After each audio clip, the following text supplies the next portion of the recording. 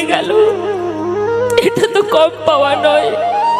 মালিনী, তোমার কাছে করজোড়ে মিনতি করছি, এমন করে চিৎকার করে কেঁদো না। কেন জানো, পাশে যে আমার গৌর হরি হরি নাম করছে, যদি একবার তোমার কান্না শুনতে পাই, তাহলে যে প্রভুর হরি নামে বিঘ্ন ঘটে যাবে। জানো মালিনী,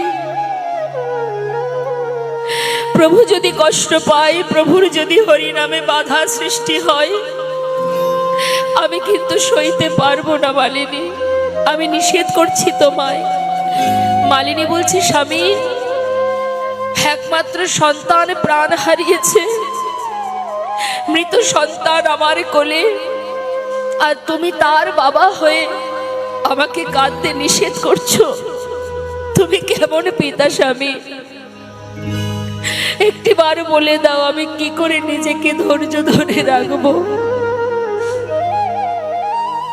শ্রীবাস পণ্ডিত বলছে, মালিনী আমি যেটা বললাম সেটা ভালো করে শোনো। আমি বারবার বলছি তোমায়, তুমি যেন চিৎকার করে কেঁদো না, তোমার কান্নার শব্দ যেন প্রভুর কানে না পৌঁছায়। যদি প্রভুর হরি নামের বাধা সৃষ্টি হয় মালিনী, আমি তোমায় বলে যাচ্ছি, এই প্রাণ আমি আর রাখবো না। কোন রকমে প্রভুর যদি হরি নামে বিঘ্ন ঘটে, ওই গঙ্গার জলে নিজেকে আমি বিসর্জন করে দেব। স্বামীর বাক্য উপেক্ষা করতে পারলো না বাবা, ঘরের মধ্যে মৃত সন্তানকে কোলে করে নিয়ে এমন ভাবে কাঁদছে যাতে প্রভু শুনতে না পায়। কিন্তু বাবা, তার কি আর কিছু জানতে বাদ আছে মা? কিছু বাকি আছে জানতে? সে তো সবই জানে।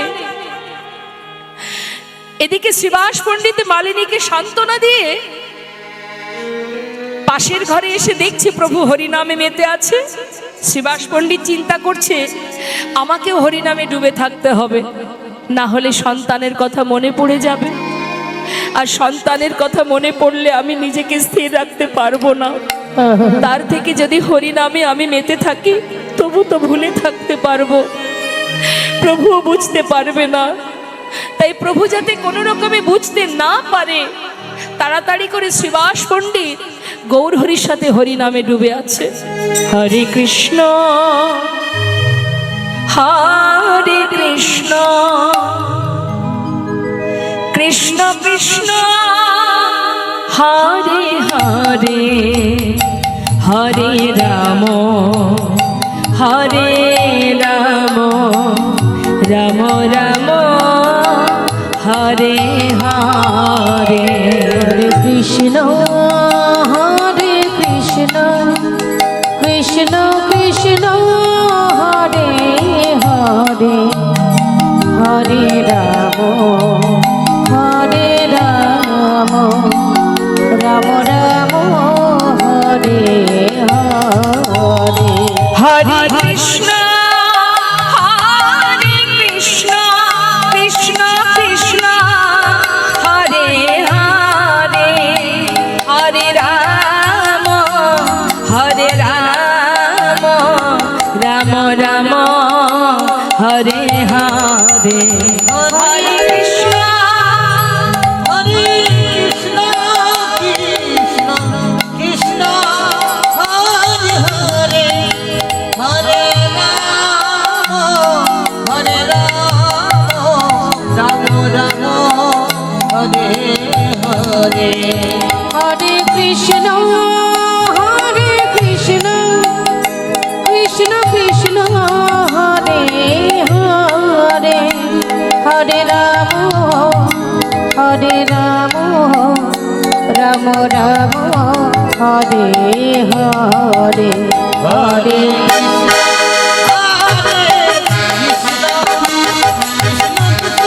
হরি বল হরি বল গৌর হরি বল। হরে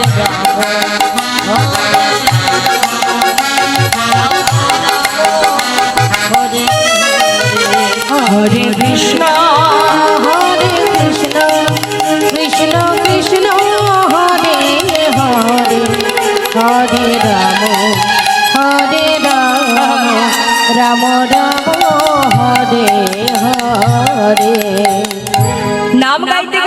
হঠাৎ গৌরহরি ডাকছে, শ্রীবাস। বলো দয়াময়।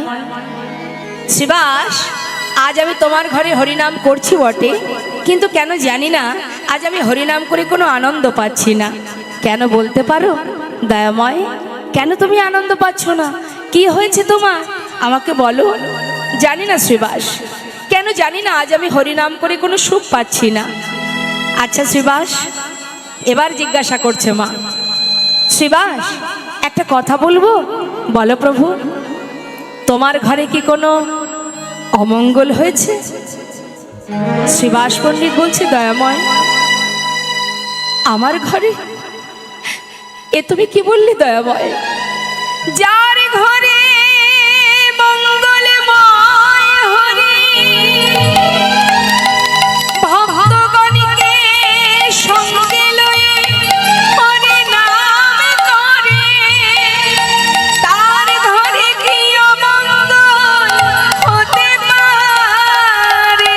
তার ঘরে কি অমঙ্গল হতে পারে? গৌরহরি, এ তুমি কি বলছো? যার ঘরে তুমি স্বয়ং সর্বদাই হরিনামে মেতে আছো, সে ঘরে অমঙ্গল কি করে হবে দয়াময়? কোনো অমঙ্গল হয়নি। পাশে এক ভক্ত বলছে, জানো গৌরহরি, শ্রীবাসের একমাত্র পুত্র একটু আগে মারা গেছে। শ্রীবাস, তোমার পুত্র মারা গেছে? গৌরহরি, আমার পুত্র? এ তুমি কি বললে দয়াময়?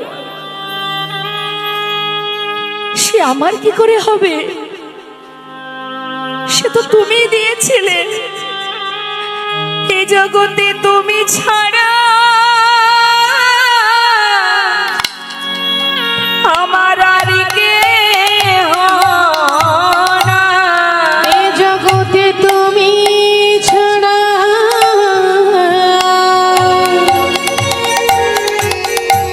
আমার আর কেহ নাই। তুমি আমার মাতা পিতা, তুমি পুত্র স্বামী, তুমি ছাড়া আমার আর কেহ নাই। হরি বল, হরি বল। পুত্র স্বামী এ জগতে তুমি ছাড়া আর কেহ নাই। আমি আর কিছু চাই না দয়াল, তোমার ওই চরণে আমায় গ্রহণ করো। আর কিছু চাই না দয়াল। চরণে গ্রহণ করো। ওহে আমার গৌরহরি, ওই চরণে গ্রহণ করো। তুমি ছাড়া আর কেহ নাই। ওহে আমার দয়াল হরি, ওই চরণে গ্রহণ করো। ওহে আমার দয়াল হরি, ওই চরণে গ্রহণ করো। ওহে আমার দয়াল হরি, তুমি ছাড়া আর কেহ নাই। ওহে আমার দয়াল হরি, তুমি ছাড়া আর কেহ নাই। হরি বল, গৌর হরি বল। ওই চরণে গ্রহণ করো। ওহে আমার দয়াল হরি,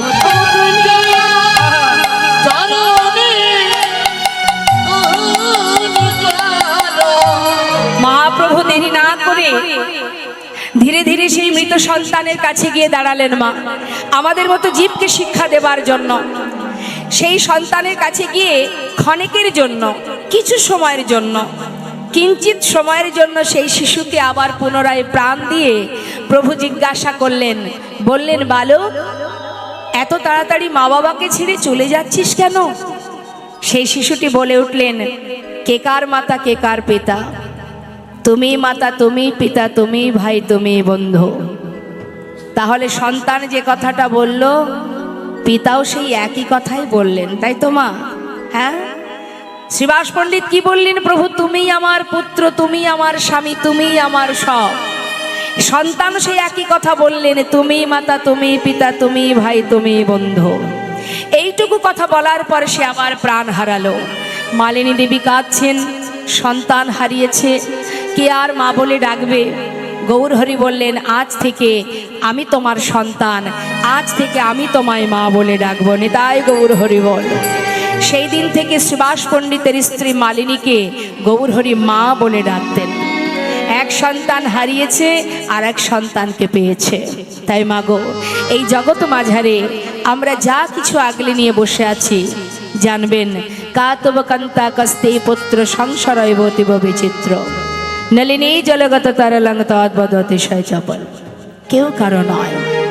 সুন্দর বিচিত্র নাট্যমঞ্চ, এই সংসারটা একটা বিচিত্র নাট্যমঞ্চ। এখানে আমরা অভিনয় করছি, প্রত্যেকেই অভিনয় করছি, তবে এক একজন এক রকমের অভিনয় নয়, অনেকগুলো রোল করছি আমরা, অনেকগুলো রোল করছি। কখনো কারোর কন্যা ছিলাম, কখনো কারোর স্ত্রী হলাম, কখনো কারোর মায়ের অভিনয় করলাম, কখনো ঠাকুমার অভিনয় করতে হবে, তাই তো? তাহলে একটা ব্যক্তি আমরা কতগুলো রোল করছি বাবা। এই বিচিত্র নাট্যমঞ্চের রোল যেদিন শেষ হয়ে যাবে, সেদিন আপন গন্তব্যস্থলে আমাদের সবাইকে ফিরে যেতে হবে। যেমন একটা সুন্দর দৃষ্টান্ত দিই। সিনেমা হলে যখন মানুষ সিনেমা দেখতে যায়, হলের যে পর্দাতে সিনেমাটা আপনারা দেখেন, সেই পর্দার রংটা কি থাকে? দেখেন না? সিনেমা দেখেছেন? আগে কখনো দেখেছেন? বলবেন তো, হ্যাঁ কিনা বলুন। ওমা, সিনেমা হলে সিনেমা দেখেছেন? দেখেছেন। যখন হলে প্রবেশ করেছেন, পর্দার রংটা কি ছিল?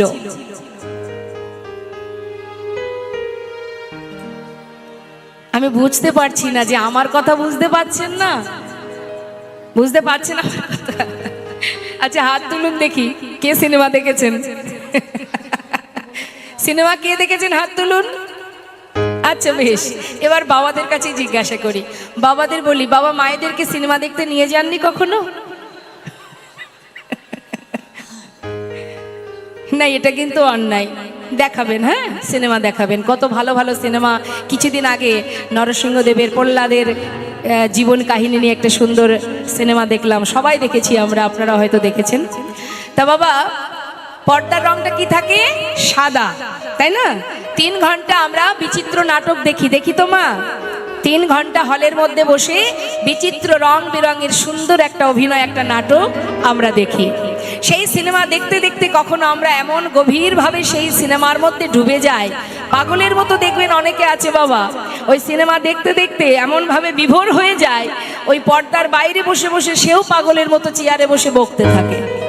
তার মানে কেন বলুন তো? সে মোহিত হয়ে যায়, দেখতে দেখতে বিভোর হয়ে যায়, তাই সে বকে। ঠিক আছে, এবার 3 ঘন্টা সিনেমা শেষ হলে ওই বিচিত্র নাটক, রং বেরঙের নাটক, সেটা যখন শেষ হয়ে যায়, সেই পর্দার রংটা কি রঙিন থাকে? রঙিন হয়ে যায় মা? কি হয়? সেই ঘুরে ফিরে আবার সাদা হয়ে যায়। তাই হরি বল। তা আমাদের জীবনটাও তাই মা। সংসারটা বিচিত্র নাট্যমঞ্চ, এখানে রং বেরঙের নাটক চলছে। যেই না নাটক শেষ হয়ে যাবে, যেখান থেকে আসা আবার সেখানে ফিরে যাওয়া। তাই গৌর হরি বল, ফিরে যেতে হবে। তাহলে সংসারটা একটা বিচিত্র নাট্যমঞ্চ। এখানে রাধারানী তিনিও কিন্তু সংসারের রন্ধন করেছে, কর্ম করেছে, আর মন দিয়েছে গোবিন্দ চরণে। তুমিও সংসারে কর্ম করো, রন্ধন করো, তোমার দায় দায়িত্ব পালন করো, ছেলে মেয়ের ভবিষ্যৎ করো, কিন্তু মনটা দিয়ে দাও গোবিন্দ চরণে। তাই গৌর হরি বল। হরি বল, হরি বল। আমাদের মতো জীবকে শিক্ষা দেবার জন্য, সঠিক পথের সন্ধান দেবার জন্য, আলোর পথ দেখাবার জন্য। তো আজ যে গোবিন্দ লীলাটি করছেন, কি করছেন না? সখাগণকে নিয়ে খেলা করতে করতে হঠাৎ সুবলের বদন দেখে রাধার কথা মনে পড়ে গেছে, যায় রাধে রাধে। যেই না রাধার কথা মনে পড়ে গেছে তার আর খেলা ভালো লাগছে না, কারণ সুবলের দেখতে অনেকটা রাধার মতো। শ্রীমতী রাধারানী আর সুবল সখা এরা জেঠতুতো খুঁড়তুতো ভাই বোন। বৃষভানু, সুভানু, চন্দ্রভানু তিন ভাই। সুভানুর পুত্র সুবল, বৃষভানুর কন্যা রাধা, আর চন্দ্রভানুর কন্যা চন্দ্রাবলী। এখন সুবলের দেখতে অনেকটা রাধারানীর মতো, সেই কারণে একটা লীলা করেছিলেন গোবিন্দ, সুবল মিলন, অর্থাৎ সুবলের বেশে রাধারানী এসেছিলেন গোবিন্দের কাছে, আর সুবল রাধা সেজে ওই জটিলা ভবনে রন্ধনশালায় ছিলেন। তাহলে কতটা মুখের মিল থাকলে তবেই তাকে সুন্দর করে রাধা সাজানো যায়। এখন সুবলের বদন দেখলেই যেই রাধার কথা মনে পড়ে গেছে, গোবিন্দের আর খেলা ভালো লাগছে না। খেলা ভালো লাগছে না বলে সুবল হচ্ছে মরম সখা, বন্ধু সখা, আজ আর ভালো লাগছে না খেলা করতে, জানা একবার আমার প্রেমময়ীকে এনে দেখা। সুবল বলছে, দেখ কানাই, এই যখন তখন রাধাকে এনে দেখা, রাধাকে এনে দেখা বললে তাকে আনা সম্ভব নয়। তুই যদি আমাকে জমির বাড়ি যেতে বলিস আমি যেতে রাজি, কিন্তু জটিলা ভবনে আমি যেতে পারবো না। যে ঘরে তোর নিন্দা হয়, যে ঘরে তোর কথা কেউ বলে না, আমি সে ঘরে যেতে পারবো না। আরে এমন কথা কেন বলছিস ভাই? দেখ সুবল, সবাই তো আর একরকম মনের মানুষ হয় না। আরে হাতের পাঁচটা আঙুলে যেমন পাঁচ রকম, মানুষও তো পাঁচ রকম। তার জন্য রাগ করলে হবে? তুই না আমার মরম সখা, তুই তো সবই জানিস আমার কথা। এমন করিস না ভাই, একবার আমার রাধারানীকে এনে দেখা, আমার যে আর ভালো লাগছে না। গোবিন্দ যখনই রাধাকে দর্শন করবার বাসনা জেগেছে, প্রকাশ করছে, বলরাম মনে মনে চিন্তা করছে যে আমার ভাই যার রাধা দর্শনের বাসনা জেগেছে, অর্থাৎ বলরাম তিনি ছলনা করে তিনি জানেন যে আমি থাকলে আমার ভাই রাধা দর্শনে যেতে পারবে না, যেহেতু আমি দাদা, তাই তিনি ছলনা করে বুদ্ধি করে বলছে, কানাই রে, পঞ্চভাবে ভাইকে সেবা দেন মা। এতটাই ভালোবাসে বলরাম, বলছে, এই কানাই, জানিস আমার না খুব ঘুম আসছে ভাই, আমি একটু এই তরু বৃক্ষের তলে একটু ঘুমাবো, আর তুই একটু গরু বাছুরগুলো লক্ষ্য রাখবি। ঠিক আছে দাদা। বলরাম কিন্তু প্রকৃত ঘুমাচ্ছে না, সে কপট নিদ্রায় নিদ্রিত, যাতে ভাই যেতে পারে। এখন ছলনা করে শুয়ে আছে, আর গোবিন্দ গিয়ে ডাকছে, দাদা, ও দাদা, ঘুমালে নাকি?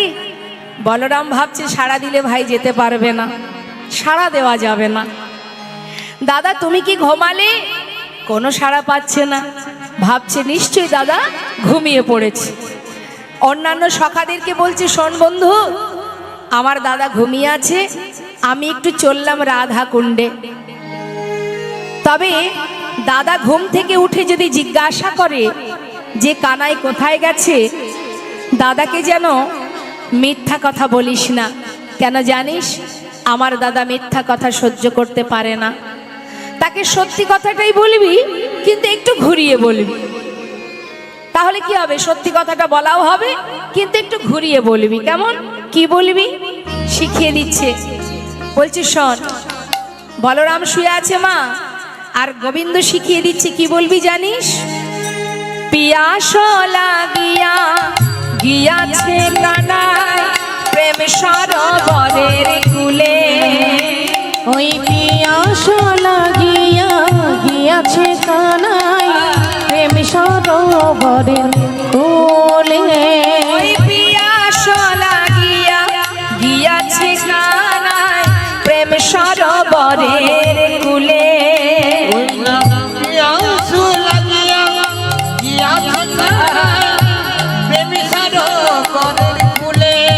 আর দারুণ পিপাসা মিটাইবে বলে গিয়াছে যমুনার জলে। দারুণ পিপাসা মিটাইবার লাগি গিয়াছে যমুনার জলে। সত্য যাহা তাহাই বলো, সত্য যাহা তাহাই বল, কথা বলো না গো। নানা মিছা কথা বলো না গো। সত্য যাহা তাহাই বলো দাদা, মিছা কথা সইতে না রে। ওই সত্য যাহা তাহাই বলো। সত্য যাহা তাহাই বলো। হরি বল গৌর হরি বল হরি বল। সত্য যাহা তাহাই বলো। মিছা কথা বলো না গো।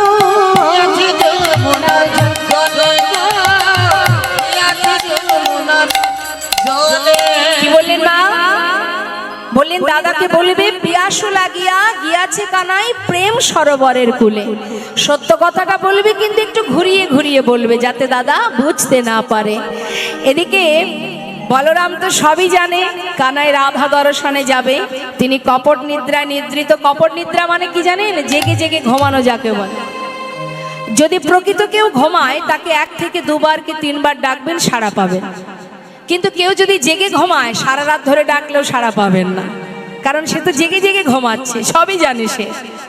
তা আজ বলরাম শুয়ে আছে, আর ভগবান কৃষ্ণচন্দ্র গাভীগণকে সখাদের কাছে দিয়ে নিজে চললেন সুবলকে সাথে করে নিয়ে রাধা কুণ্ডের তীরে। সুবল সখা বলছে, কানাই তুই এক কাজ কর, যদি রাধা দর্শন পেতে চাস তাহলে আগে বাঁশিটা বাজা। তোর বংশীর ধ্বনিটা যদি রাধারানী শুনতে পায় তবে তো সে বুঝবে যে তুই তাকে দেখতে চাস। তাই সবার আগে বাঁশিটা বাজিয়ে তাকে ইশারা কর, ইঙ্গিত কর, তাকে জানা যে তুই তাকে দেখতে চাস। তারপরে পরের কথা পরে হবে। গোবিন্দ বিলম্ব না করে সুবলকে নিয়ে রাধাকুণ্ডে যাচ্ছে আর বংশীর ধ্বনি করছে। পদাবলীর দিকে একটু ধ্যান দিতে হবে মা। পদাবলীতে কি বলছে প্রত্যেকটা কথার মধ্যে মন দিতে হবে। কি বলছে? খেলা রসে ছিল কানা,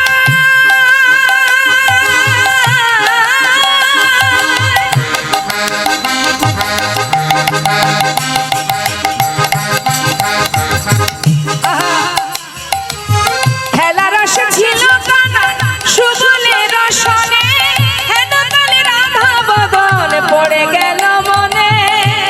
রসে ছিল কানা,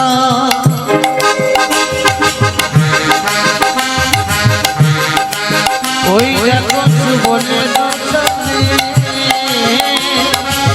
হেন কালে রাধা বদন পড়ে গেল মনে। আপনার ধেনু বর্ষ সঙ্গী গানে দিয়া, আপনার ধনবস্তি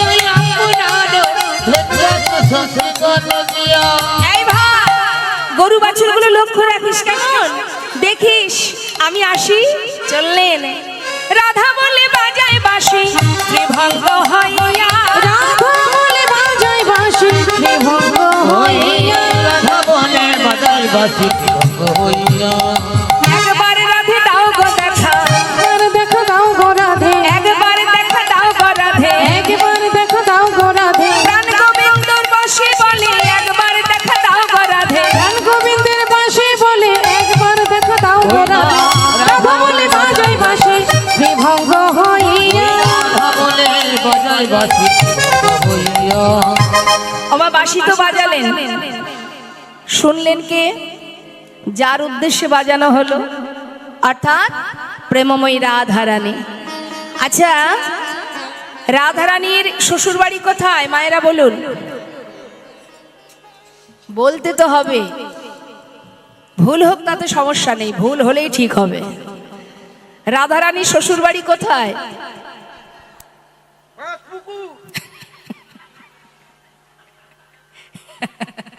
কোথায় শ্বশুর বাড়ি বলুন? যাবট নিতাই গৌর হরি বল। আশা করেছিলাম মায়েরা বলবেন, কিন্তু বাবারাই বলে দিলেন। যাই হোক, আর রাধারানীর বাপের বাড়ি কোথায়? বর্ষানা। হরি বল হরি বল। এখন যাবটি রন্ধনশালায় বসে আছে রাধারানী। হঠাৎ বধুর বংশীর ধ্বনি, পাগলিনীর ন্যায় রাধারানী আমার রন্ধনশালায় বসে বধুর মুরলীর ধ্বনি শ্রবণ করে অন্তরে কাঁদছে আর বলছে, বধূ তুমি কি জানো না আমি কেমন ঘরে বাস করি? মন চাইলেই তো তোমার কাছে আমি যেতে পারবো না। তুমি যখন তখন রাধা বলে বাঁশি বাজালে এই অভাগিনী রাধারানী কেমনে থাকবে ঘরে? কি করব আমি? সখীদের কাছে দুঃখ প্রকাশ করছি। সখীরে, ওই দেখ বাজলো বধুর বাঁশি, কি করব আমি?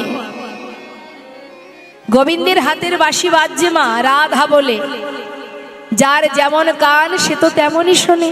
হ্যাঁ, বাঁশি বাজে একই সুরে, যার যেমন কান সে তেমন শোনে, যার যেমন ভাব তার তেমন লাভ। তাই তো গাছে পাখি বসে আছে, পাখি সে তার ভাষায় কথা বলছে, আর গাছতলা দিয়ে কয়েকজন ব্যক্তি যাচ্ছে, এক একজনের ভাব এক এক রকম। গাছের পাখি তার ভাষায় ডাকছে, আর গাছতলা দিয়ে যারা যাচ্ছে তারা বলা বলি করছে। গাছের পাখি ডাকছে কি বলে?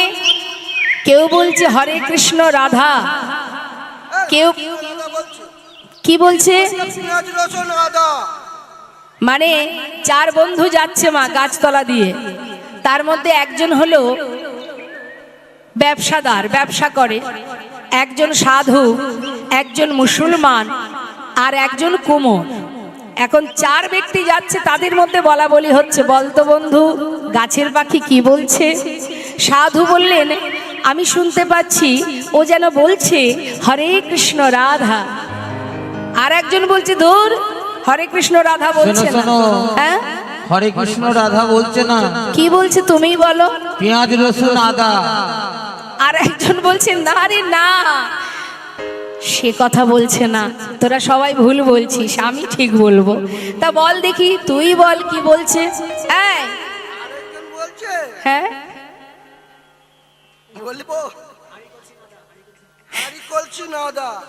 মানে যে কুমোর মাটির জিনিস তৈরি করে, সে বলছে আরে না না, আমি যেন শুনছি সে বলছে হাড়ি কলসি নাদা।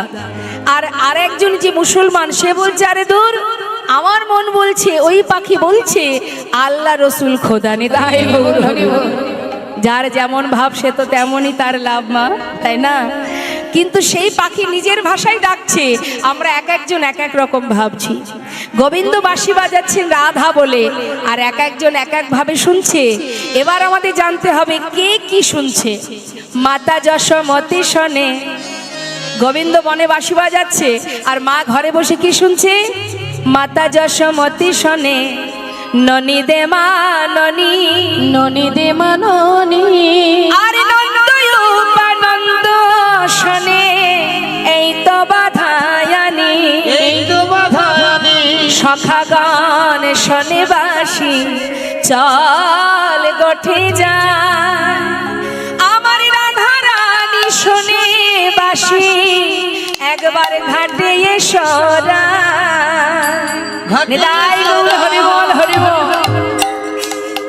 রাধারানী রন্ধনশালায় বসে বললেন সখীরে, বল আমি এখন করব কি উপায়, কি করে যাব তার কাছে? রাধা রাধা বলে গোবিন্দ বাঁশি বাজাচ্ছে। সুবল সখা বলছে কানাই, এই কানাই শোন, বাঁশি তো বাজালি, এবার এক কাজ কর, বাদিনীর ঘর থেকে রাধারানীকে আনা সহজ কথা নয়। যেখানে তোকে কেউ সহ্য করতে পারে না, যেখানে তোর ভালো কেউ চায় না, সেই ঘরে আমি যেতে পারবো না। বনের মাঝে আমাদের যে মা আছে, সেই মাকে স্মরণ কর, যিনি লীলার সহায়কারিণী যোগমায়া যোগেশ্বরী। হরে কৃষ্ণ। ওমা, যোগমায়া যোগেশ্বরী কে? যিনি কংসের হাত থেকে উঠে গিয়ে বলেছিলেন তোমারে বধিবে যে গোকুলে বাড়িছে সে। ইনি হচ্ছেন লীলার সহায়কারিণী যোগমায়া, যিনি গোবিন্দের অন্তরঙ্গ শক্তি। আর বহিরঙ্গ শক্তি যিনি হলেন মহামায়া, মা দুর্গা, মা পার্বতী, যার একটি রূপ দর্শন করে এলাম আজই, ভাগ্যে হলো আপনাদের কৃপায়। সেই মায়ের, ত্রিপতি মায়ের দর্শন করে এলাম। হ্যাঁ, ত্রিপুরেশ্বরী মা, সেই মায়ের রূপ দর্শন করে এলাম, প্রসাদ নিয়ে এলাম। ইনি হচ্ছেন মা পার্বতীর এক রূপ। আর ইনি হলেন বহিরঙ্গ শক্তি, যিনি হলেন মহামায়া। আর অন্তরঙ্গ শক্তি যিনি হলেন যোগ মায়া, যিনি লীলার সহায়কারিণী, যিনি যোগাযোগ ঘটান, সেই যোগ মায়া, যিনি কংসকে বলেছিলেন তোমারে বধিবে যে গোকুলে বাড়িছে সে। দেরি না করে সুবল শাখা বললেন যোগমায়াকে স্মরণ কর, যোগমায়াই পারবে তোদের যোগাযোগ ঘটাতে। গোবিন্দ বিলম্ব না করে পূর্ণমাসী মা যোগমায়াকে স্মরণ করলেন। রাধা দর্শন করতে হবে তো, তাই তাকে ডাকছে জয় রাধে শ্যাম, জয় রাধে রাধে।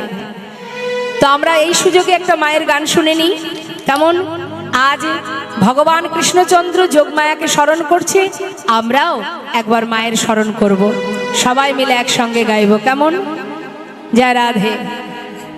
মা গো,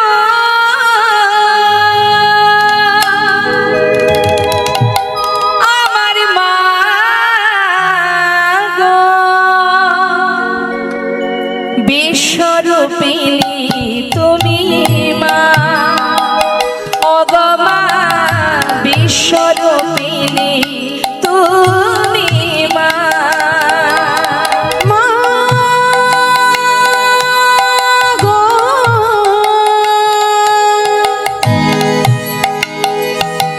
আমার মা গো, বিশ্বরূপিণী তুমি মা, ওগো মা বিশ্বরূপিণী তুমি মা। কত না রূপ লয়ে কত না লীলা করো, ও মা কত না রূপ লয়ে, ও গো মা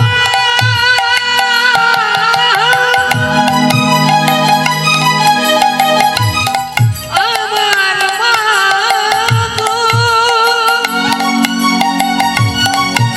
ও গো মা,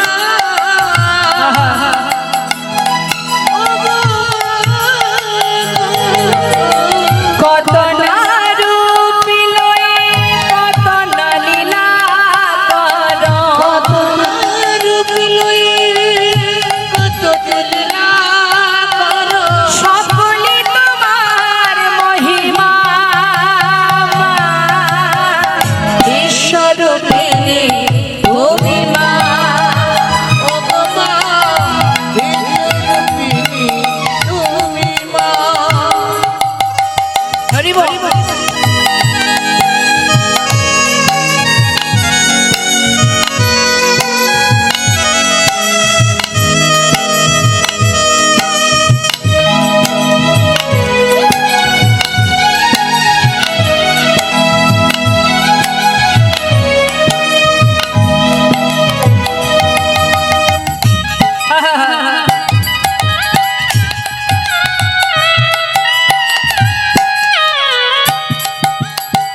সর্বমঙ্গলে সব দুঃখ হরণে পাও তুমি কত যাতনা,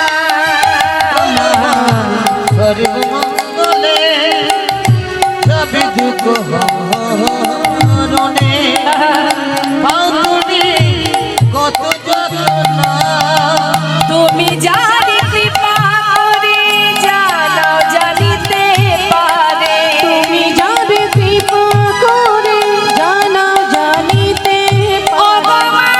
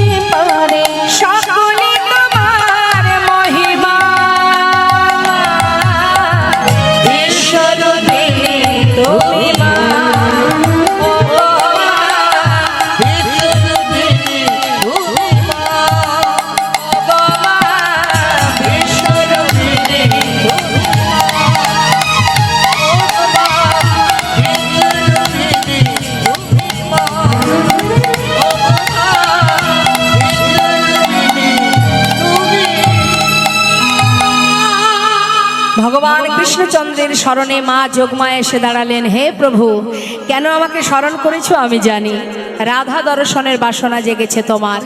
কিন্তু প্রভু গো, বাদিনীর ঘর থেকে রাধারানীকে আনা তো সহজ ব্যাপার নয়। সেখান থেকে যদি তাকে নিয়ে আসতে হয় তাহলে একটা ছলনার আশ্রয় নিতে হবে। নিতাই গৌর হরিবল হরিবল। ভগবান দর্শনে যাওয়ার পথে মা যদি কখনো কোনো ছলনার আশ্রয় নিতে হয়, জেনে রাখবেন তাতে কোনো অপরাধ হয় না। যদি আপনি ভগবত দর্শনে যান, যদি হরিবাসরে আসেন, এক্ষেত্রে যদি কোনো ছলনার আশ্রয় নিতে হয় তাতে কোনো অপরাধ হয় না। যার প্রমাণ, যখন রাধারানী সূর্য পূজার ছলা করে গিয়েছিলেন গোবিন্দ দর্শনে, সূর্য পূজার ছলা করে গিয়েছিলেন, শাশুড়ি মায়ের কাছ থেকে অনুমতি নিয়েছিলেন যে আমি ভানু পূজা দিতে যাব।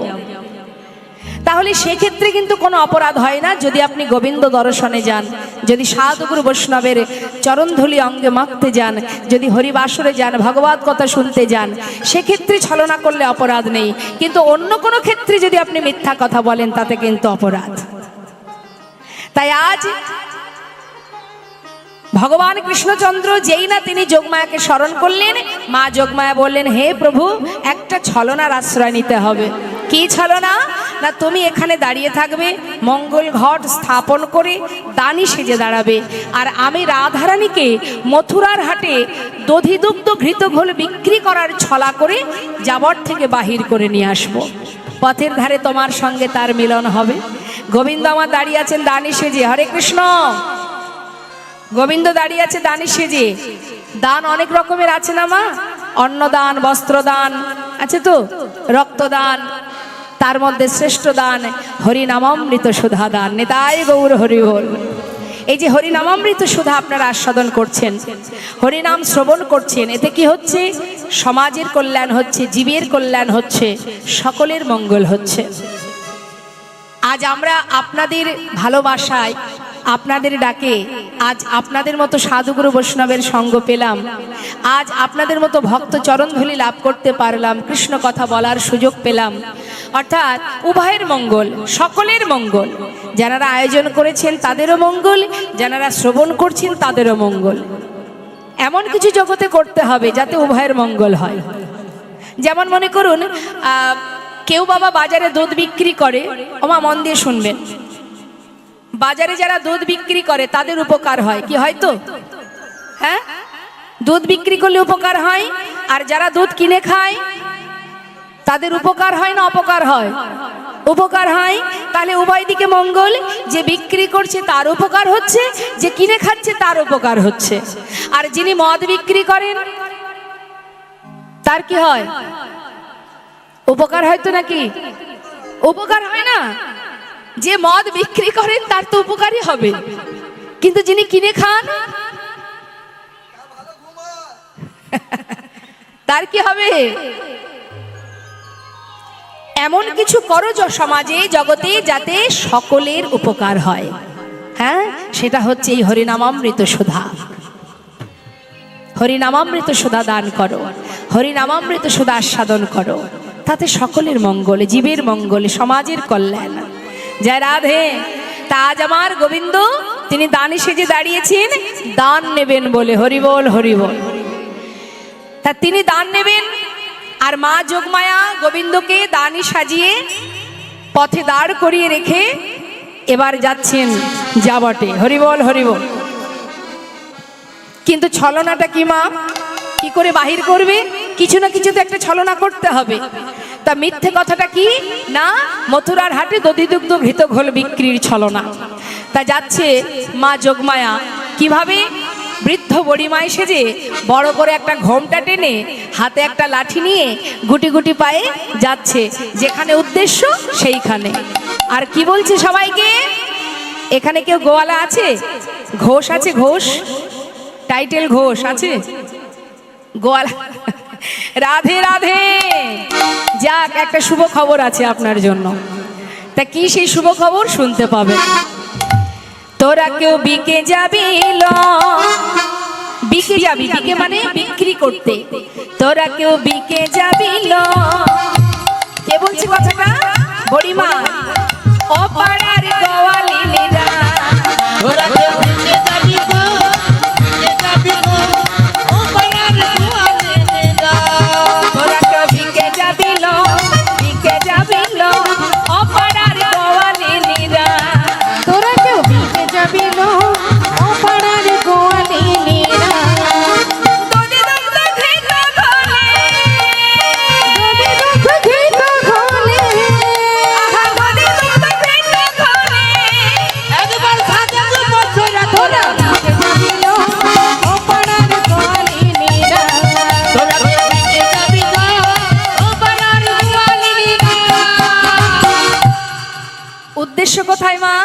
যাবটে জটিলা ভবনে ছলনা কি দুগ্ধ ঘৃত ঘোল বিক্রি।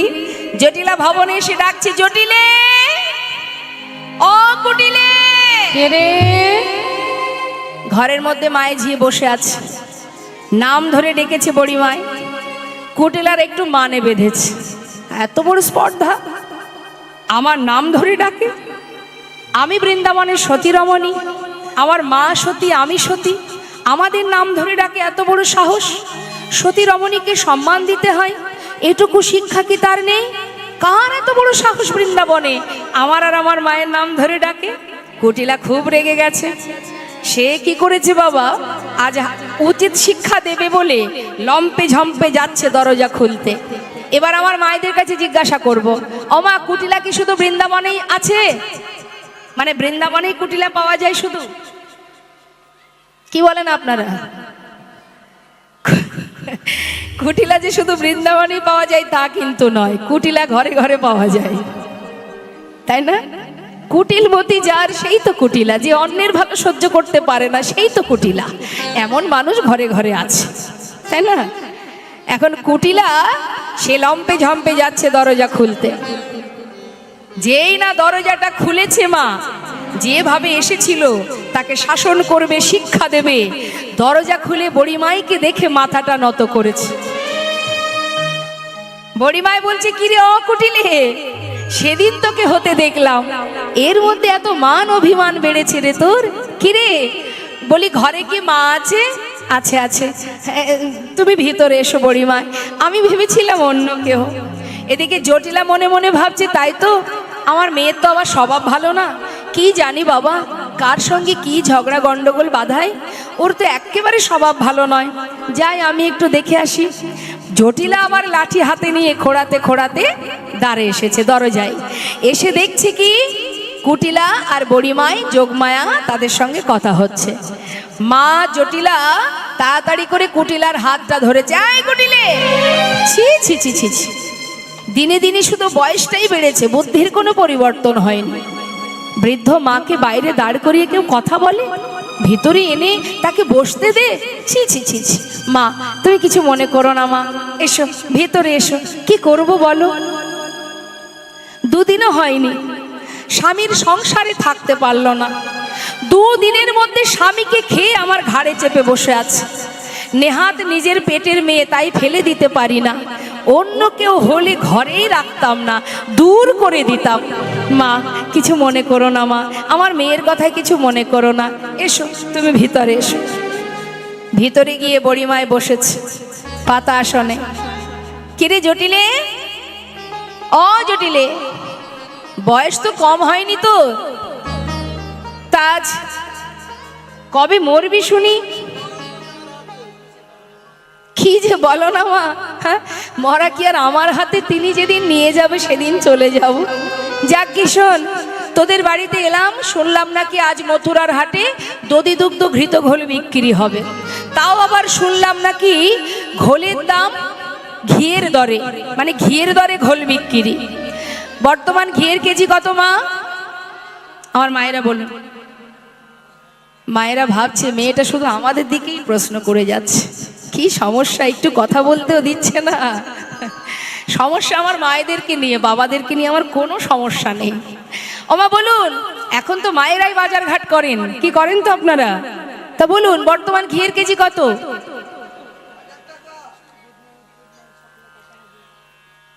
একটু জোরে বলুন, জানেন না?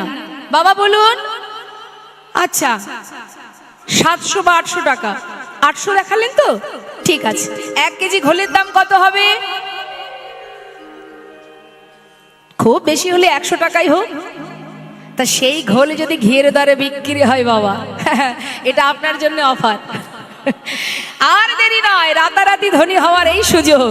বললেন আর দেরি করিস না, আজ ঘিয়ের দরে ঘোল বিক্রি। তাই বলি শোন, এইভাবে দধি দুগ্ধ ঘৃত ঘোল নষ্ট না করে চল হাটে যাই। ওমা বসুন, আপনার কি হলো, মাঝখানে উঠে দাঁড়িয়েছেন কেন? বসুন বসুন বসুন। বেশ, এবার বড়িমাই বলছে শোন আর দেরি নয়, চল হাটে যেতে হবে। জটিলা বলছে মা আমার কি আর সেই বয়স আছে? দেখতে পাচ্ছ না, চোখে দেখতে পাই না, কানে শুনতে পাই না, চলতে পারি না, আমি আর কি করে হাটে যাব? বলছে ধুর, তোর কথা কে বলছে রে, তোকে যেতে হবে না। আরে বাবা, তোর এত সুন্দর একটা মেয়ে আছে ঘরে, তাকেই তো আমার সাথে হাটে পাঠিয়ে দিতে পারিস। জটিলা বলছে মা যা বলেছো বলেছো, আর বলো না। ওই মেয়েকে আমি হাটে পাঠাতে পারবো না, ওর যে স্বভাব ভালো নয় মা। ও লোকের গায়ে গা লাগিয়ে ঝগড়া করে, পায়ে পা লাগিয়ে ঝগড়া করে, ওর যে মোটেও স্বভাব ভালো নয়। ওকে যদি হাটে পাঠায় মা, ওই সুন্দর হাটখানা একেবারে ভেঙে যাবে। শুধু কি তাই মা, আমার মেয়ের গুণের কথা শুনবে? শুনুন তাহলে, আপনারা তোর ঘরে মেয়ে আছে না? জটিলা তার মেয়ের গুণের কথা বলছে। তা কি গুণ কুটিলার? জটিলা বলছে মা শোনো, আমার মেয়ের এমন গুণ। কি গুণ? কাঁচা বাঁশে লাগায় ঘুণ। মেয়ের এমন গুণ, ও সে কাঁচা বাঁশে লাগায় ঘুণ। ও মা, মেয়ের এমন গুণ, জলেতে লাগায় আগুন। মেয়ের এমন গুণ, ও সে জলেতে লাগায় আগুন। আমার মেয়ের এমন গুণ, কাঁচা বাঁশে লাগায় ঘুণ। মেয়ের এমন গুণ, ও সে কাঁচা বাঁশে লাগায় ঘুণ। মেয়ের এমন গুণ। আছে এমন ভালো মেয়ে আছে ঘরে? জলে আগুন লাগাতে পারে, কাঁচা বাঁশে ঘুণ ধরাতে পারে, কেশের সেতু পার হতে পারে, ছাকনি করে জল আনতে পারে, মুখের বলে দধি টকে পদভরে মাটি কাঁপে। মানে যদি হাঁটে যেন মনে হয় বসুমাতা কাঁপছে। আর মুখের ভাষা এমন টক, মিষ্টি দইয়ের হাড়ি সামনে থাকলে দই টকে যায়। এত ভালো গুণ আমার মেয়ে। জটিলা বলছে শোন কুটিলে, আর ওই কথা বলে লাভ নেই। বলি আমড়া গাছে তো আমরাই হবে রে, আম তো আর হবে না। তাই গৌর হরি বল। তুই তো আর খুব একটা ভালো নস, তাহলে তোর মেয়ে কি করে ভালো হয় বল? কি যে বলো না মা, আমার আবার কি দোষ? যাকে শোন, আজ আমি এলাম কেন জানিস? তোদের মঙ্গলের জন্য। বরাবরের জন্যই আমি তোদের ভালো চাই, আজও এসেছি তোদের ভালোর জন্য। তা বলি শোন, কথায় আছে বসে খেলে রাজার ভান্ডার ফুরিয়ে যায়। জাত ব্যবসা কখনো ছাড়তে নেই রে। বলা যায় আজ যে রাজা, কাল সে ভিখারি। হ্যাঁ কি গো মা, আজ যে রাজা কাল সে ভিখারি, তার একটা সুন্দর প্রমাণ আপনাদের দিই শুনুন। রাজা হরিশ্চন্দ্র, যিনি ছিলেন অযোধ্যার রাজা, এই অযোধ্যার রাজা হরিশ্চন্দ্র একসময় মৃগয়া করতে যাচ্ছিলেন বনে। সেই সময় একজন সাধু বিশ্বামিত্র মুনি একটা ফুলের বাগান তৈরি করে রেখেছে। মন দিয়ে শুনবেন কথাটা। আজ আপনি ধনী আছেন, কাল গরিব হতে পারেন। আজ যে রাজা, কাল সে ভিখারি, তারই একটা সুন্দর প্রমাণ আপনাদের দিচ্ছি। তা বিশ্বামিত্র মুনি ফুলের বাগান তৈরি করেছে। এখন রাস্তা দিয়ে যে রমণী যায়, ওই বন থেকে, মানে ওই ফুলের বাগান থেকে একটা একটা করে ফুল ছিঁড়ে নেয়। তাই বিশ্বামিত্র মুনি কি করেছে না, ওই ফুলের বাগানের ফুলগুলি সব মন্ত্রপুত করে রেখেছে, যে এই ফুলে যে হাত দেবে সে ফুলে বাধা পড়বে।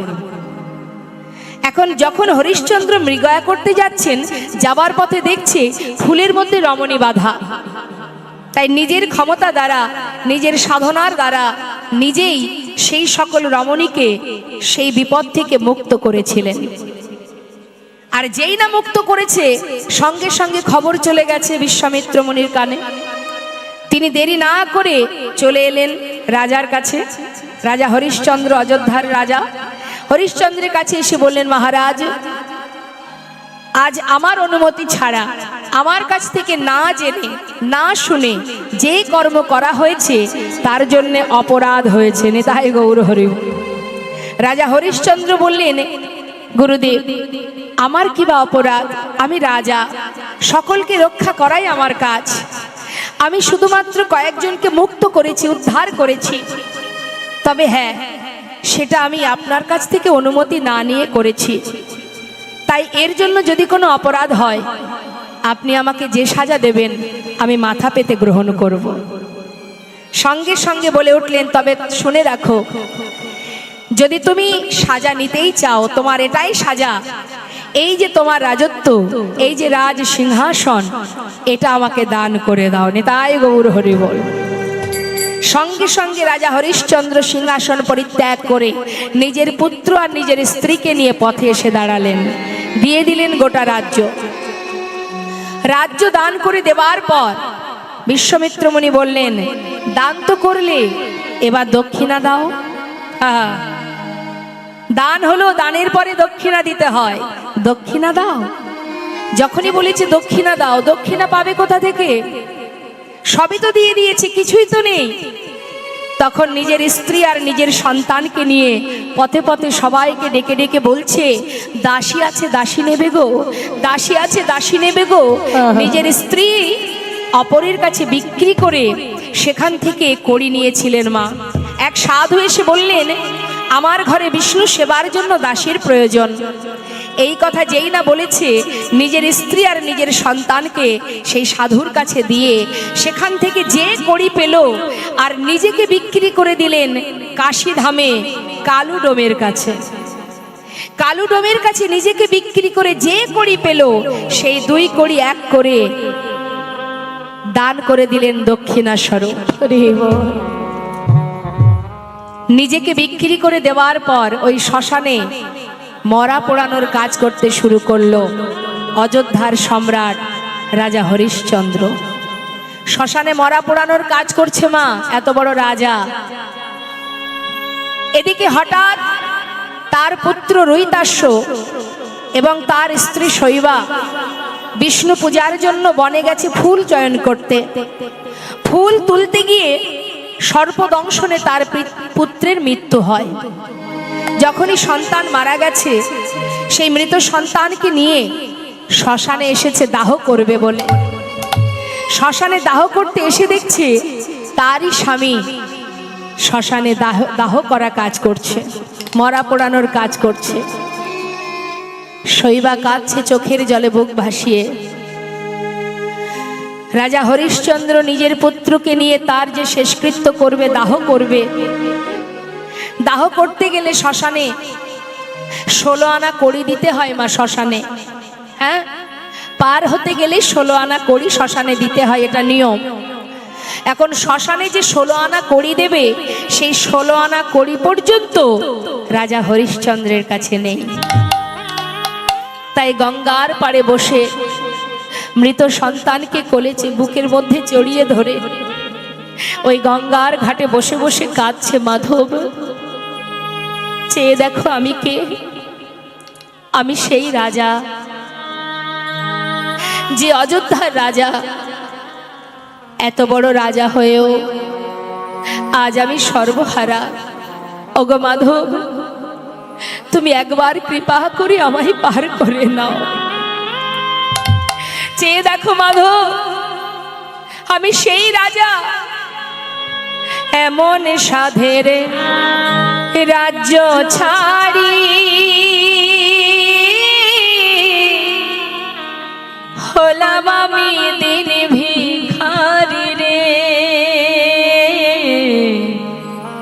ও কি মাধব রে, কৃপা করে ফিরাও নৌকা পার করে না। ও কি মাধব রে, কৃপা করে ফিরাও নৌকা পার করে দাও। ওই এত সাধে রাজ্য ছাড়ি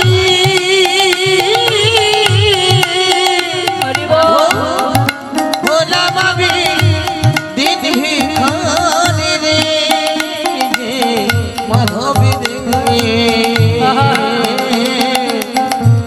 কৃপা করে ফিরাও নৌকা পার করে দাও। কুমির বেলা গেল গড়ি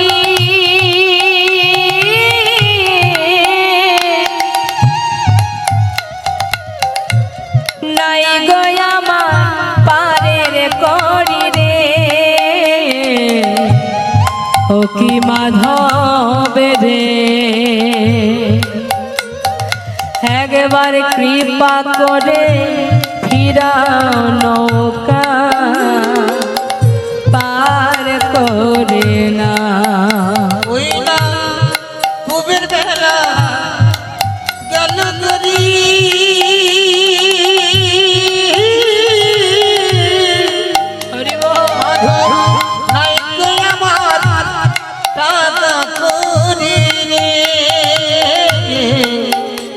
ও কি মাধব রে কৃপা করে ফিরাও নৌকা পার করে দাও। ও কি মাধব রে কৃপা করে ফিরাও নৌকা পার করে দাও। ও কি মাধব রে কৃপা করে ফিরাও নৌকা পার করে না। কে বলে কার ভাগ্যে কি আছে, কে জানে আজ আমি যেমন আছি কাল তেমন থাকবো কিনা। ওরে জটিলা রে, এইভাবে হেলায় সময় নষ্ট করিস না। লোকে বলে বসে খেলে রাজার ভান্ডার ফুরিয়ে যায়, তাই আর নয় রে, চল আমরা মথুরার হাটে যাই, দধি দুগ্ধ ঘৃত ঘোল বিক্রি করে আসি। জটিলা বলছে মা আমি যেতে পারবো না, আমার মেয়ে পারবে না। তাহলে তাহলে এক কাজ কর, তোর ছেলেকে পাঠিয়ে দে। বলছে আয়ান, আয়ানকে দিয়ে বেচা কেনা হবে না, ও বিকিকিনির কিচ্ছু জানে না, সারাদিন তো মায়ের পূজা নিয়ে ব্যস্ত, সারাক্ষণ জয় মা জয় মা জয় মা কালী বলে ঘুরে বেড়ায়, ও তো বিকিকিনি করতে পারবে না, ওর দ্বারা হবে না।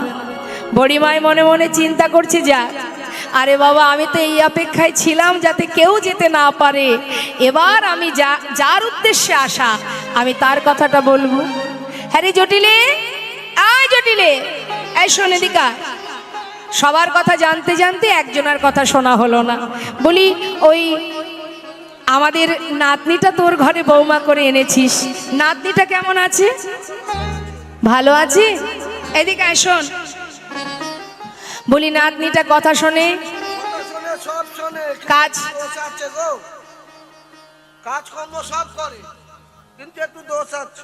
আবার কিসের দোষ? যমুনার ঘাটে যায় যখন এদিক ওদিক টাকায় খায়। বলছে মা তোমার নাতনি মানে আমাদের বৌমা, মানে কার কথা বলছে মা? রাধারানী। বলছি সব ভালো, কাজকর্ম সব করে, কথা শোনে, সবই ভালো, শুধু একটা দোষ, যখনই যমুনায় পাঠায় যাওয়ার পথে এদিক ওদিক সেদিক তাকাতে তাকাতে যায়। তার মানে গোবিন্দ তো কদম গাছের ডালে বসে থাকে মা, তার রাধারানী যাওয়ার পথে এদিক ওদিকে তাকায়, এটাই সমস্যা।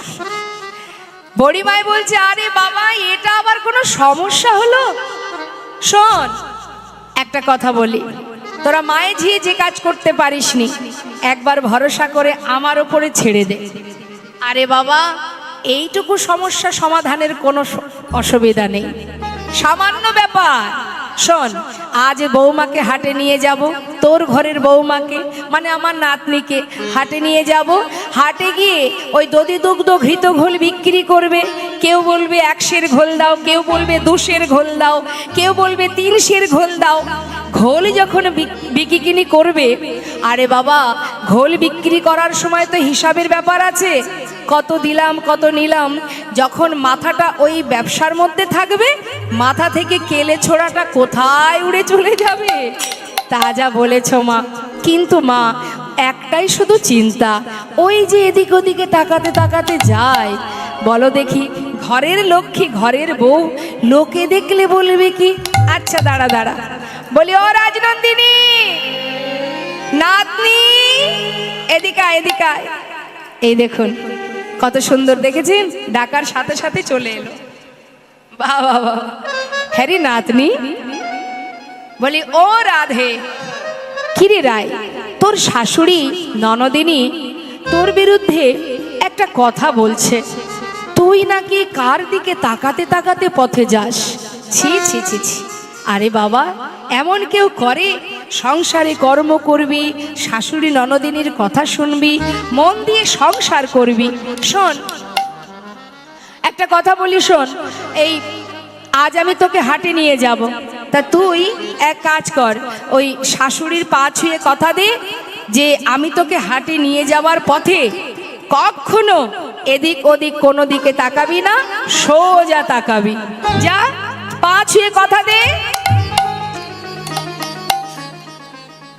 শোনো ননদি, শোনো, আমার দিকে তাকিয়ে দেখো। আমি এই শাশুড়ি মায়ের পা ছুঁয়ে কথা দিলাম, আজকের মথুরা হাটে যাব, কিন্তু এদিক ওদিক কোনো দিকে তাকাবো না, বাঁকা পেলে কিন্তু দাঁড়িয়ে যাব। শ্রীমতী রাধারানী বলেছেন, বড়িমা আজ যদি মথুরার হাটে যাওয়ার অনুমতি পাই, এদিক ওদিক কোনো দিকে চাইব না, আমি একদিকে চাহিব, একদিকে চাহিব, আমি একদিকে চাহিব, একদিকে চাহিব, এদিক ওদিক চাইব না মা, একদিকে চাহিব। আমি এদিক ওদিক চাহিব না, একবারে চাহিব। বাঁকা পেলে, আমার বাঁকা পেলে মানে শাশুড়ি ভাবছে বাঁকা পথ পেলে দাঁড়াবে, আর রাধারানী কি বলছে, বাঁকা বাঁকা পেলে দাঁড়াবো, একদিকে চাহিব, বাঁকা পেলে দাঁড়াবো, একদিকে চাহিব। তার মানে বাঁকা শ্যান পেলে দাঁড়াবো, সোজা পথে চাইবো। আজকে তো সোজা পথেই যাবে মা, কারণ গোবিন্দ তো পথের মাঝে দাঁড়িয়ে আছে দানি সেজে, আজ আর এদিক ওদিকে তাকাতে হবে না। যাক, এই তো, এই না হলে আমার বৌমা। নে রাজনন্দিনী, আর দেরি নয়, তাড়াতাড়ি গুছিয়ে নে, দধি দুগ্ধ ঘৃত ঘোল সাজিয়ে নে, চল, দেরি না করে হাটে যেতে হবে। শ্রীমতী রাধারানী বলেছে, বড়িমা আমার পশুরা সাজানো আছে, শিশুকাল হতে আমি পশুরা সাজিয়েছি, আমার পরাণ বধূর সেবার লাগে, বাকি কেবল পা সরা। আরে এ পশুরা সাজালে হবে না, দধি দুগ্ধ ঘৃত ঘোলে পশুরা সাজাও। শ্রীমতী রাধারানী গোবিন্দ সেবা দেবে বলে এবার সুন্দর করে পশুরা সাজাচ্ছে মা। কিভাবে? মহানাম মুরলী রবে, মুরলী রবে, মহানাম মুরলী রবে, মুরলী রবে, আকুল করিল সবে, মুরলী রবে, আকুল করিল সবে। আর চিত ধরনে না যায় রে, আহারি রে, আর চিত, আহারি রে, আর চিত, আহারি রে, আর চিত, আহারি রে, আর চিত, আহারি রে, আর চিত, আহারি রে, আর চিত। রাধে। ধরুনি না কি বলছে মা? আর চিত্ত ধরনে না যায়, চিত্ত চঞ্চল হয়ে গেছে রাধারানীর। এবার মনের আনন্দে পসরা সাজিয়ে যাচ্ছে। ও বড়িমা, চলো চলো বড়িমা, মথুরার বিকে যায়, চলো চলো বড়িমা, মথুরার বিকে যাই। চলো চলো বড়িমা, মথুরার বিকে যায়। চলো চলো বড়িমা, চলো চলো বড়িমা, মথুরার দিকে যাও। দান ছলে ভেটিব কানা, আর গান ছলে ভেটিব কানায়। আনন্দে আকুল চিত্ত অঙ্গ ভেলা পুলকিত, আনন্দে আকুল চিত্ত অঙ্গে ভেল পুলকিত। শুনিয়া গোবিন্দ পথে দানি, শুনিয়া গোবিন্দ পথে গানি। ওই না শুনিয়া গোবিন্দ পথে গানি। সাজিয়েছে মা। কি কি নিয়েছে গোবিন্দ সেবার জন্য? সুবর্ণের ভাণ্ড ভরি, দধি দুগ্ধ ছানা পুরি, বর্ণের ভাণ্ড ভরি, দধি দুগ্ধ ছানা। সারি সারি পসরায় করে, ওই না সারি সারি বছরায় পরপর পসরা সাজিয়ে একটা শুদ্ধ বস্ত্র দিয়ে ঢেকে নিয়েছে। কেন? বধূ সেবার বস্তু। পথে যাওয়ার কালে যদি কোনো কুনজর লাগে, এই তো আমার রাধারানীর সেবা। হ্যাঁ, মনে মনে ভাবছে যদি কোনো কুনজর লাগে, তাই শুদ্ধ বস্ত্র দিয়ে ঢেকে নিয়েছে। এই জন্য শাস্ত্রে বলে, কখনো যদি ভগবানের সেবার জন্য কিছু নিয়ে যান, সেটা একটা শুদ্ধ বস্ত্র দিয়ে ঢেকে নিয়ে যাবেন। তো রাধারানী আমার শুদ্ধ বস্ত্র দিয়ে ঢেকে নিয়েছেন। মহাজন পদাবলীতে লিখছেন, তাহাতে উড়নি ভালি বিচিত্র নেত্রের ভালি, তাহাতে উড়নি ভালি বিচিত্র নেত্রের ভালি, শিশিরে করে ঝলমল, শিশিরে করে ঝলমল। সুন্দর করে মাথায় পসরা নিয়ে শ্রীমতী রাধারানী সখী বেষ্টিত হয়ে বড়িমাইকে নিয়ে যেই না যাত্রা করেছে, পিছন থেকে ডাক দিলেন আর একজন। কে? পিছন থেকে সবেমাত্র বাহির হয়েছে জটিলা ডাক দিলেন, মা, এই যে ও মা, এদিকে এসো, এদিকে এসো, এদিকে এসো।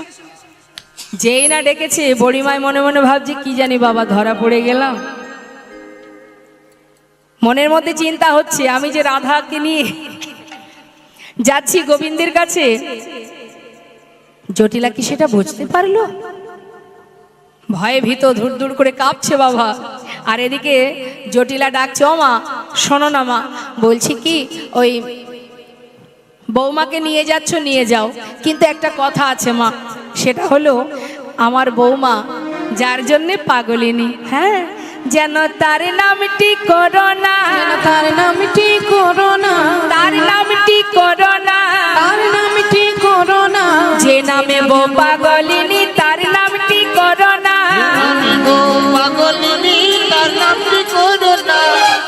বাবা, বড়িমাই মনে মনে চিন্তা করছে, তবে রে জটিলে, তোর মুখে ওই কৃষ্ণ নাম শুনবো, তবে আমি হাটে যাব।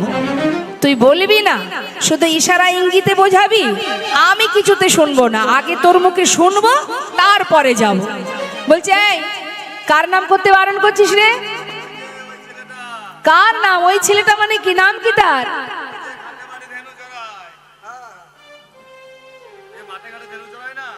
মাঠে মাঠে ধেনু চড়াই, তার নামটি করোনা, গোঠে মাঠে ধেনু চড়াই, তার নামটি করোনা, গোঠে মাঠে ধেনু চড়াই, তার নামটি করোনা। দাঁড়া দাঁড়া দাঁড়া দাঁড়া, মাঠে মাঠে ঘুরে ধেনু চড়ায়, হো, এবার বুঝেছি বুঝেছি। আরে ওই সুবলের কথা বলছিস? সুবল না? দেখ জটিলে, সবে মাত্র যাত্রা করেছি, যাত্রাটা অশুভ হয়ে যাচ্ছে। আরে বাবা, যা বলবি সোজাসুজি বললেই তো হয়, এত হেয়ালির কি বা আছে? আরে ঠিক করে বল তো, কার কথা বলতে বারণ করছিস? এই বল, কে সে? সুবল নয়, তবে কে? আরে নাম কি তার? বলবি তো সেটা।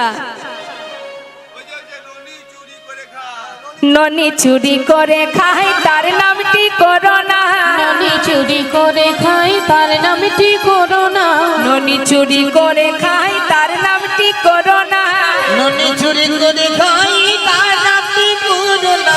কিছুতেই বলছে না মা। জটিলা বলেই যাচ্ছে অন্যভাবে ঘুরিয়ে ঘুরিয়ে, কিন্তু বড়িমাই কিছুতেই ছাড়ছে না। যত সময় সত্য কথাটা, ঠিক কথাটা না বলবে, ছাড়বে না। বড়িমাই বলছে, আয় জটিলে, ননি চুরি, ও মধুমঙ্গল, তাহলে কে? নন্দের বেটা কেলে ছোড়া, তার নামটি করোনা, নন্দের বেটা কেলে ছোড়া, তার নামটি করোনা, নন্দের বেটা কেলে ছোড়ার, তার নামটি করোনা। নন্দের বেটা কেলে ছোড়া, আরে ওই ছেলেটা, ওই যে ঘোষের ছেলে কৃষ্ণ। কি হয়েছে? কৃষ্ণ কৃষ্ণ, যেই না বলেছে কৃষ্ণ, আরে বাবা ধুর, ওর কথা কেন বলবো? ওর খায় না পড়ি, হ্যাঁ, ওর খায় না পড়ি, তাই ওর নাম করতে হবে? ঘোষের ছেলে মাঠে মাঠে ঘুরে বেড়ায়, না না না না, ওর নাম আমরা কেউ করি না। তাহলে মা, আমরা তো তোদের ঘরের যে কুলদেবী আছে শ্যামা মা, আমরা তো ওই নামই গাইতে গাইতে যাই। যাক মা, আমিও তো সেটাই ভাবছিলাম। যাক শোনো মা, আমার ঘরের কুলদেবী শ্যামা মা, তার নাম গাইতে গাইতে যদি যাত্রা করা হয়, যাত্রা শুভ হবে। আরে এ আবার নতুন কথা কি, আমরা তো ওর নামটাই করি রে। বেশ বেশ, হ্যাঁ তাই হোক মা, তাই হোক। কিন্তু মা, শ্রীমতী রাধারানী তো গোবিন্দ মন্ত্র ছাড়া আর কিছু জানে না। এখন করবে কি উপায়? শাশুড়ি অনুমতি করেছে যে শ্যামা মায়ের নাম গাইতে হবে। করবে কি সে? শ্রীমতী রাধারানী গাইছে, হরিনাম কৃষ্ণ নাম বড়ই মধুর, যে জন কৃষ্ণ ভজে সে বড় চতুর। কিভাবে গাইছে, কি বলছে? শ্যামা মার, শ্যামা মার, কথাটার মধ্যে ডুব দিতে হবে, গভীরভাবে বুঝতে হবে। কি বলছে? শ্যামা মার